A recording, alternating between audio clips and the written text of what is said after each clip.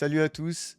Avant que cette vidéo commence, je tenais à vous remercier pour la dernière vidéo. Vos retours m'ont fait très plaisir. N'hésitez pas à faire de même à la fin de cette vidéo. Et moi, je vais vous laisser bon visionnage.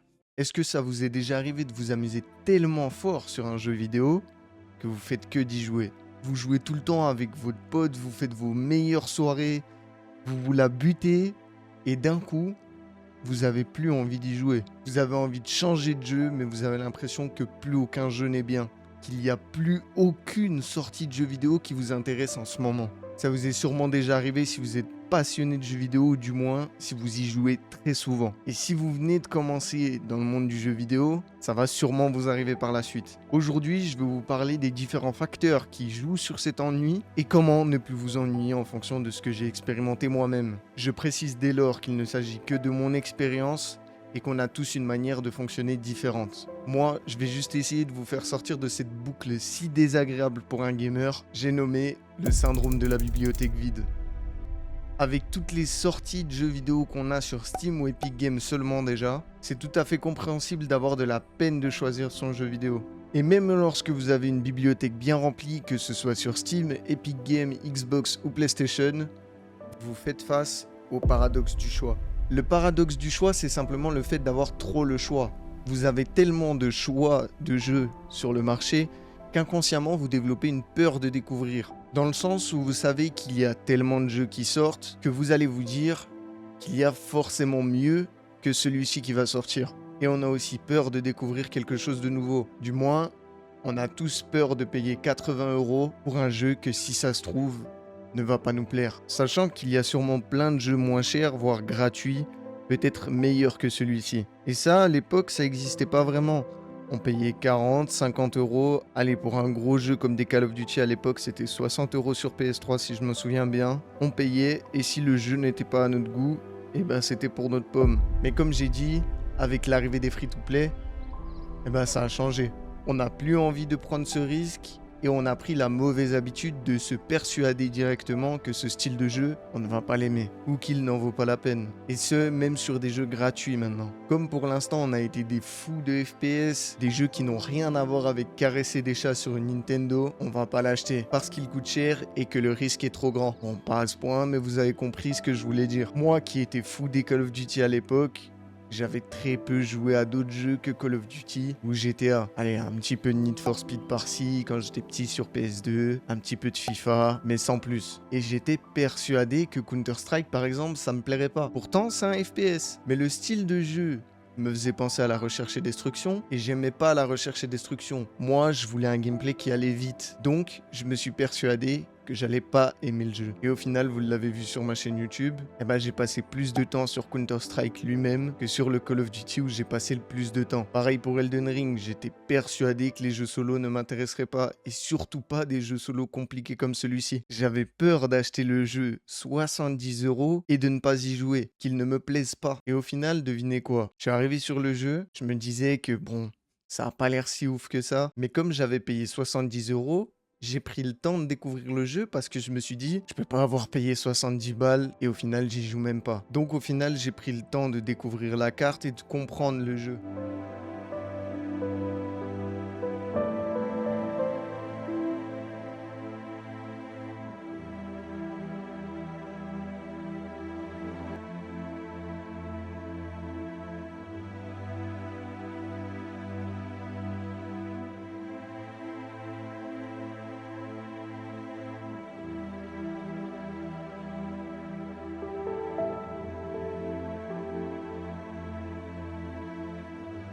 Et au final, c'est vraiment un des jeux que je vous recommanderais si vous voulez tester autre chose. Si vous avez envie de voir d'autres styles de jeu. Mais bon, armez-vous de patience et de nouveau, la patience, c'est pas une de mes qualités. Je suis quelqu'un de très nerveux, je rage très facilement et pourtant, j'ai kiffé Elden Ring. Preuve que les a priori que nous avons sur les jeux vidéo deviennent de plus en plus faux. Et donc, le premier conseil que j'ai à vous donner, c'est n'achetez pas un jeu auquel vous ne pourrez pas jouer directement, auquel vous n'avez pas envie de jouer directement.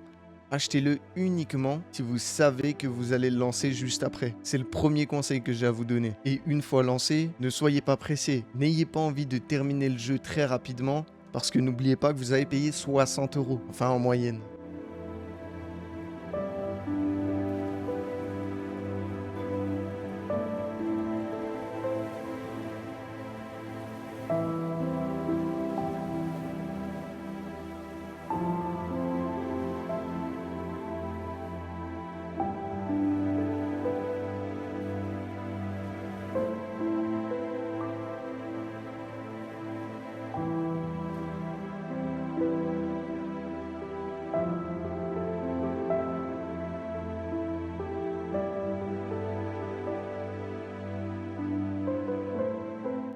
C'est évident que vous préfériez payer 60 € et profiter pleinement de l'expérience que le jeu vous offre. Malheureusement, aujourd'hui on ne le fait plus beaucoup. Ça va tellement vite qu'on veut terminer les jeux rapidement. C'est ce qui contribue au découragement des joueurs à payer un jeu aussi cher également. Les sorties de jeux vidéo étaient plus lentes avant. Attention, je dis pas que c'était mieux avant.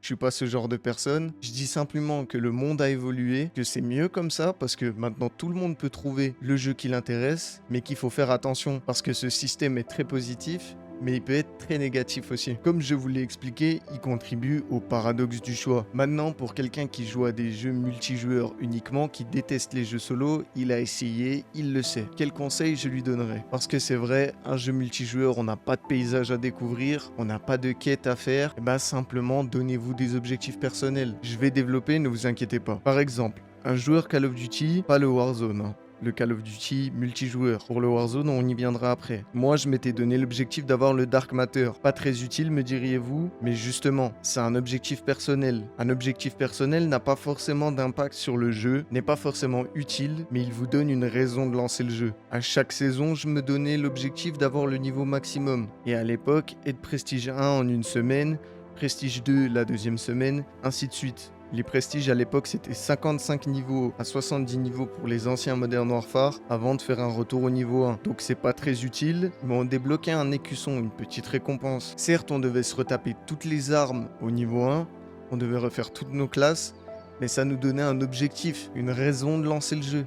Alors certes, je vous ai dit de prendre le temps, mais là pour le coup un jeu multijoueur c'est pas la même chose. Comme je vous l'ai dit au début, on n'a pas de paysage à découvrir, pas d'histoire à savourer. Donc le fait d'aller vite, c'est pas forcément un défaut. Et c'était un réel challenge personnel. Maintenant pour Warzone par exemple qui est un Battle Royale, votre objectif personnel sur Warzone serait aussi les camouflages ou encore le niveau. Et pour quelque chose de spirituel, un top 1 avec votre maximum de kills. Essayez de battre vos propres records. Et pour Fortnite, tentez de vous améliorer dans vos mécaniques par exemple. Ou alors, la même chose que Warzone, vos niveaux, vos classements avec un maximum de kills. Par contre, pour les jeux uniquement compétitifs comme Valorant, Counter-Strike, eh ben là, vous avez pas trop le choix, hein. C'est soit vous entraînez votre aim, soit votre game sense. Pour ça, il faut jouer à ce jeu. Donc là, mis à part grinder votre rank, je peux rien vous donner. Et si tout ça vous saoule, n'hésitez pas à changer de style de jeu. Lancez-vous, essayez une fois, regardez les meilleurs jeux solo, les meilleurs jeux multijoueurs qui ont un gameplay un peu différent et essayez. Alors je sais que tout le monde n'a pas les moyens, mais dans ce cas-là, alternez avec vos jeux de la bibliothèque. Je suis sûr et certain que vous avez des jeux que vous n'avez jamais terminés parce que vous vous êtes dit qu'il était nul, qui vous saoulait. Mais peut-être que vous n'avez pas pris le temps de découvrir et de comprendre assez le jeu. Et sinon, si vous avez vraiment une bibliothèque vide, au sens premier degré du terme, il y a toujours plein de jeux free-to-play disponibles. Et de toute façon, ceux-là, ils sont gratuits. Donc teste, installe, t'y perds rien. Moi, par exemple, il y a un moment, je m'ennuyais beaucoup. Je suis retourné sur GTA Online. Certes, ça a duré pendant une semaine, mais j'ai quand même été occupé pendant une semaine. J'avais aucun pote qui jouait à GTA Online, je me donnais juste des objectifs personnels, mais c'est toujours mieux que de rester sur ma bibliothèque Steam à attendre pendant littéralement 1 heure, 2 heures en cherchant un jeu vidéo que je vais jamais trouver pour lancer au final le même jeu que je joue d'habitude pendant une demi-heure, 1 heure et après être saoulé et éteindre mon PC. J'ai parlé de GTA Online parce que je pense que beaucoup de monde ont le jeu. Maintenant, il y a un autre jeu que beaucoup de monde a aussi et ce jeu c'est Minecraft. Donc par exemple, essayez de retourner sur Minecraft. Je sais que certaines personnes vont se dire ah c'est un jeu d'enfant, mais non. Peut-être que ceux qui vont me dire ah mais c'est un jeu d'enfant, c'est leur manière de jouer à Minecraft qui pensent que c'est un jeu d'enfant. Au lieu de partir à la quête de l'armure en diamant rapidement et de vaincre l'Ender Dragon rapidement, essayez de trouver un but à votre survie. Essayez de créer une ville, trouver une utilité à vos bâtisses. Même si vous pourriez tout stocker dans une seule et même maison, imaginez une vie dans votre monde par exemple. Créez des champs, des fermes, même si c'est que décoratif, et trouvez-en l'utilité. Je pense que vous avez compris le principe. Au final, on pourrait résumer cette vidéo en une seule phrase. Prenez le temps de découvrir vos jeux vidéo. Un jeu ne disparaît jamais, et si vous avez peur de vous faire spoiler ou de rater quelque chose, forcez-vous à prendre le temps quand même. Au final, vous ne raterez rien, et ceux qui rateront le plus sont ceux qui vont se précipiter vers la fin du jeu. Et n'oubliez pas vos anciens jeux, la solution se trouve peut-être sous vos yeux. Sur ces belles paroles, c'était Suki, rejoignez-moi sur Twitch, Discord, abonnez-vous à la chaîne, likez et partagez la vidéo. N'hésitez pas à me donner votre avis dans les commentaires. Bisous.